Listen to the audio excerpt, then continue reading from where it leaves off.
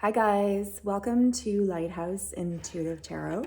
My name's Julie and this reading today is for the collective on April the 20th. But whenever this reading finds you, just know that there are probably messages within the reading that might be specific for you. So yeah, feel free to check it out at any point in time that it calls to you. And as always, you're most welcome here. This is for all signs, so it's collective energy that I'm pulling in. I'm going to start with an oracle, and we have got Lemuria. I have been pulling so much sort of duplicate energy lately. So in the collective, we're really seeing some consistency. Yesterday's posting dealt with Lemuria and this notion of creating a heaven on earth, and it's happening. It is happening, guys. And you have to ask yourself, part of the creation of this heaven on earth, this new world, is what does it look like for you? What does that heaven on earth represent for you? Because what it's going to involve is us. On the bottom of the deck here, we've got answering the call. I was told to look down for that. So answering the call, what's your soul calling you to do? That is the answer to creating our version of heaven on earth. And as you can see in this heaven on earth card, it's an abundant card. This is the planet in alignment. And this energy of as within, so without is extremely relevant to this whole new world. So the state that we find ourselves in and the way that we are caring for self and our physical world and our material world, well, that is our physical world, but our entire wellness will be reflected in our physical environment. So it's going to require us to break down some old paradigms and to examine and get more truthful about some old narratives, current narratives that we've been in for a while and that need to sort of get shifted so that this new world can come about. It'll be about sort of going back to the wisdoms and the truths that we know that we need to get back to re-employing in order to create an abundance of health. Because really our future is so dependent on a healthy planet. And a healthy planet can only be a result of our healthier choices, for ourselves, requiring those things for ourselves, and then recognizing that our planet can only reflect back to us how we treat it, So we must collectively start making choices towards taking better care of our Mother Earth, really, and choosing to grow things in more sustainable and appreciative, respectful ways that mimic nature. So allowing nature and Mother Earth really to be the teacher all the more, and moving more towards permaculture, sustainability, for all of our good. And our personal health will see a lot of benefits in that. So answering the call is, what is our soul calling us to do? Well, I'm not saying that all of our souls are calling us towards being, syntropic agro farmers, although that would be wonderful. And it's something that you never know. I may end up moving towards myself, which would be like a complete 180, admittedly, in my life. But I love to grow things, and I that's definitely waking up.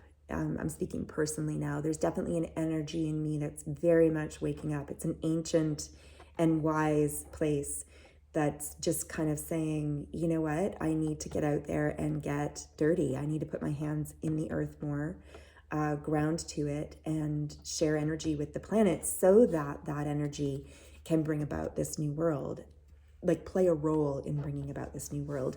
Each of us has a role. I mean, we aren't on this planet accidentally. Every single one of our souls is part of this collective, and every single one of our souls is taking up material form currently because we agreed to be here now. We may forget that we spiritually agreed to be here now, that's common, right? And that's why these channels exist, because we're all looking to reestablish our connection to it in a lot of ways, right? A lot of the empty stuff that we feel in our lives is because we're missing these connections. But creating this new paradise, this new reality, it is achievable. It's just answering the call of your particular gifts, your particular soul. And only the individual can determine what it is for them that is their soul calling. You know, what are your specific set of talents? For some of us, it's our voice. It's sharing our voice. It's sharing our stories. It's connecting people together with commonalities and humor and warmth, you know, in our communities. For others, it's going to be, you know, I know how to put my hands in the earth and bring the abundance up out of it in an educated and respectful kind of way, you know, not making the bottom line be about profit, but making the bottom line be about win across the board, where there's just an abundance created for the masses, you know, not just self.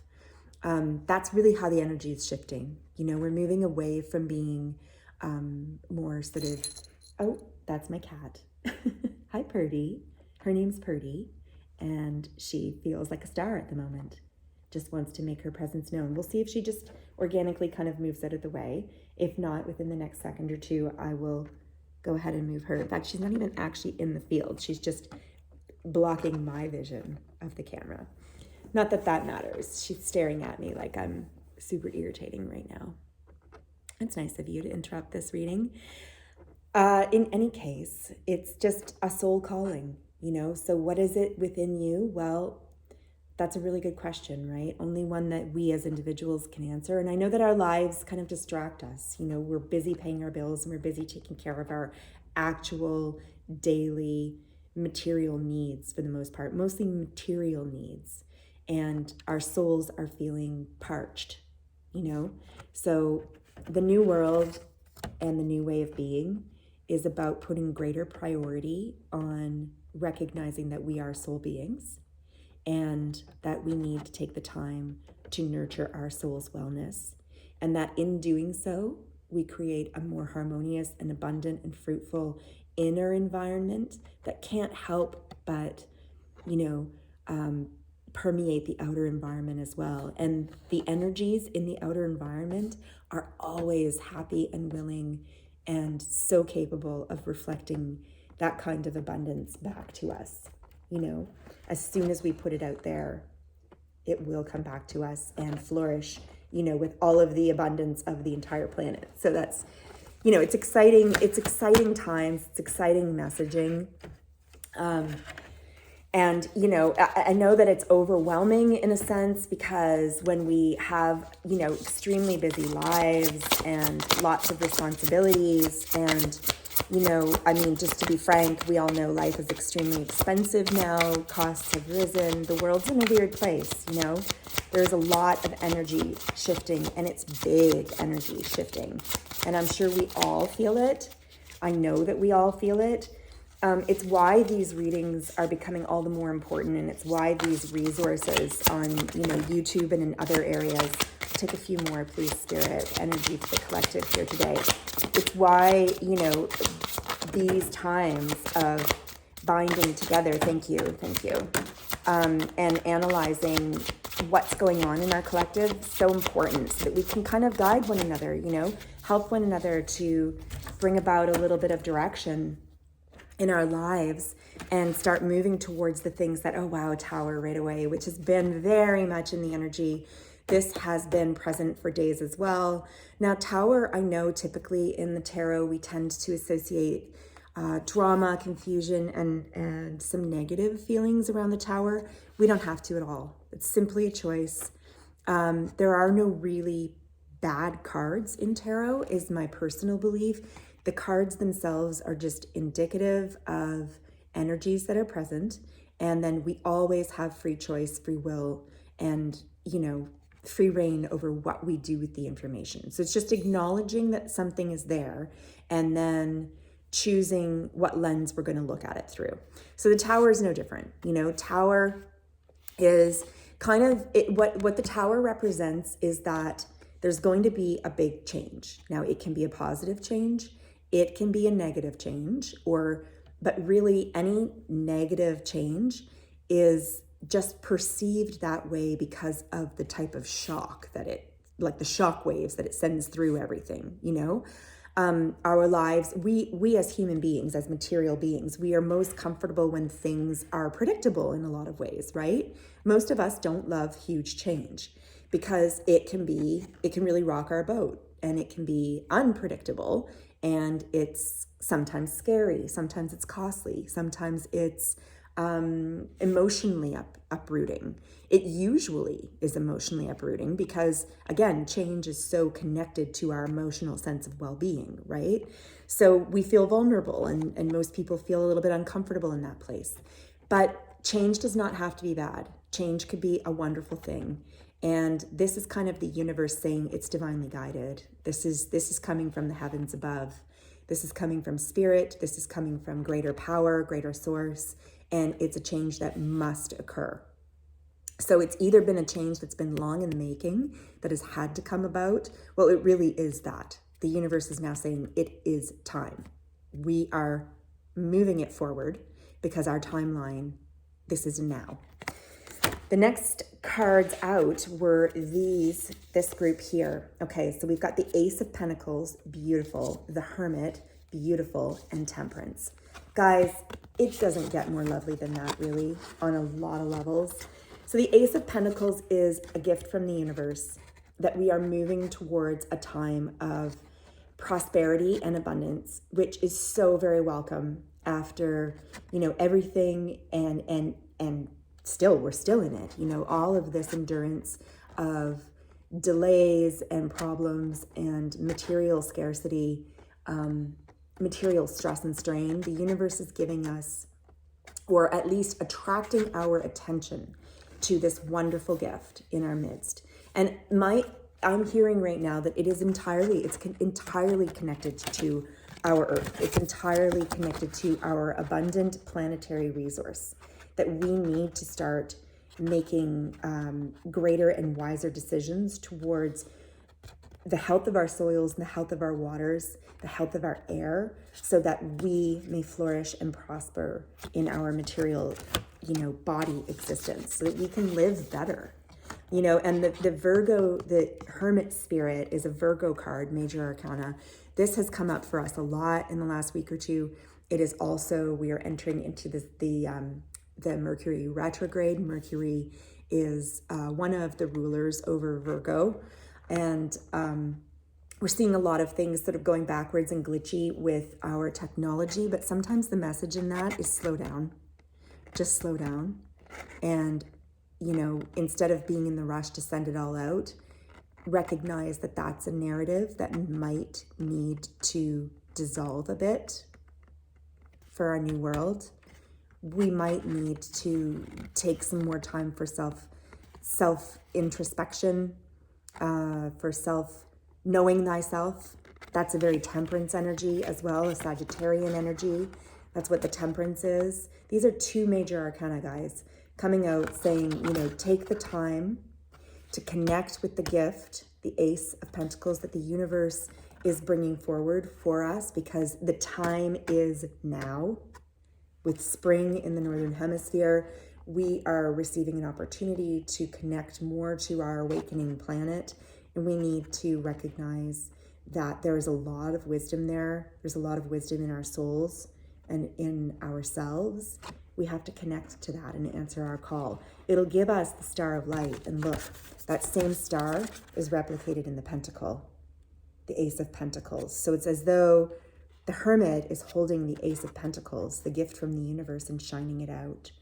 The universe is bringing us this gift through our introspection and then the sharing of it, casting the light out into the world. Temperance is about a balancing of energy. It's about having, turning the water into the wine, taking something basic and making it into something so much more for a greater collective. This is a very, the time is now kind of card. as well. So these energies are present. So we've got 3 major arcana and an ace. Huge reading. We've got the 2 of Pentacles. Yeah, decision. It's decision time. It's time to make choices that matter, because we need to get out of this 10 of Swords energy. The 10 of Swords is representative of a time of hardship, of a lack of truth and honesty being around us.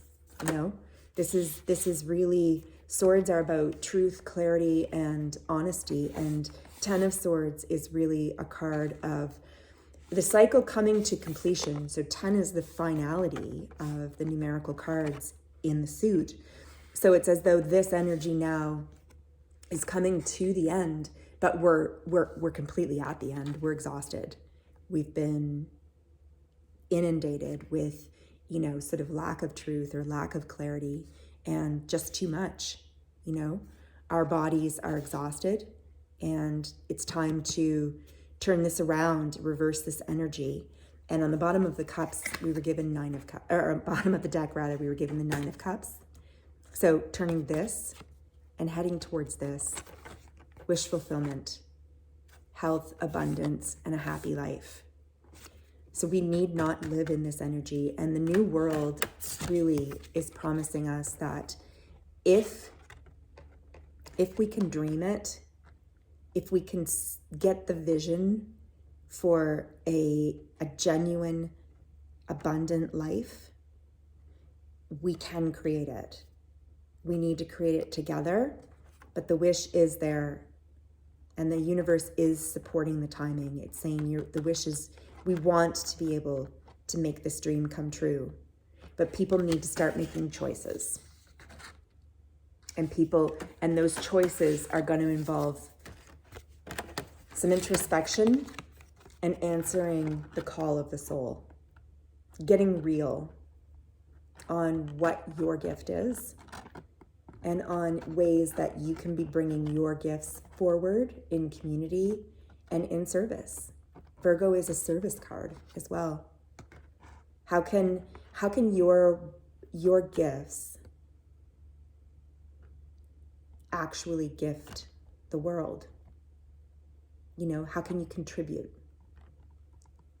And the world, the earth and all of the collective will give back to you in that. There will be wish fulfillment in that. You won't be left lacking, because there is this gift of abundance, both material and emotional. It's coming forward. It just requires some commitment. Hierophant. So we have got this, and then 3 of Pentacles. It's going to require collaboration, working together, committing our sacred energy towards, creating this new space for ourselves, because big change is here, and it's needed, and the universe is in support of it. It's going to shake some things up. Mercury retrograde is going to feel weird. I'm sorry, that's my background automatic cat feeder. It's going to feel a little weird, but trust. This light, it's actually light, the force of light that is breaking up stagnancy. So even though the stagnancy felt secure, maybe even comfortable, this light, it's light that's breaking it up. There is peace, there is harmony beyond, the chaos. So have the faith. Tap into your soul, feel who you are, truly who you are, not what you do for a living, who you are truly, and allow some of that to shine forward. It doesn't need to cost you. You don't need to invest Pentacles into being you. You can if you have it, but you don't need to. Your gift might be your voice, it might be your vision, it might be your hands, it might be your kindness. It might be an abundance of resources that you can share. It might be that you have some time that you can help out a friend, or help out a friend with a child. It can be a number of things, and it need not be something that costs, but it does need to involve community, and that's how we move towards wish fulfillment, greater wish fulfillment that will lead to our new earth, a more satisfied and balanced earth. So I love you guys. I love this energy. Thank you so much for being here today. We just need to hold the faith. We just moved through the massive solar eclipse yesterday in Aries as well, which, you know, big energy. It's, you know, whenever we've had the eclipse, it's the cutting off of being able to sort of see things for a little bit. And now, you know, on the heels of it, we've got this beautiful Ace of Pentacles, this gift from the universe. And I think it's really, really important that we take some time to reflect on what our individual gift is and how we can pull that forward to welcome it into the world, you know, just a little bit more, answering our soul call. Thanks so much for being here, guys. We'll talk again soon. Be well. Namaste.